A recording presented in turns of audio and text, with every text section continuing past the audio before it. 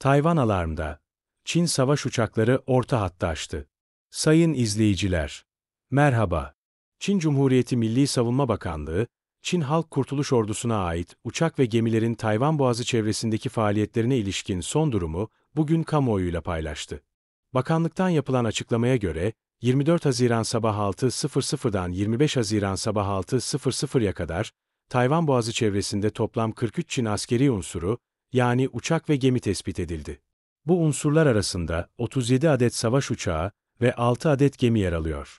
Tespit edilen uçaklardan 34'ü, Tayvan Boğazı'nın orta hattını aşarak Tayvan'ın güneybatı ve güneydoğu hava sahasına giriş yaptı. Ayrıca, saat 7.45 ile 18.05 arasında, bölge hava sahasında Çin'e ait savaş uçakları ve insansız hava araçları gözlemlendi.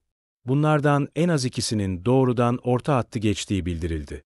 Aynı gün, 8.30 ile 21.15 saatleri arasında, Çin Komünist Partisi'ne bağlı 31 savaş uçağı ve helikopter, Tayvan'ın güneybatı hava sahasında faaliyet gösterdi. Ayrıca, 15.00 ile 18.30 arasında, Tayvan'ın güneydoğusunda bir helikopterin daha tespit edildiği belirtildi.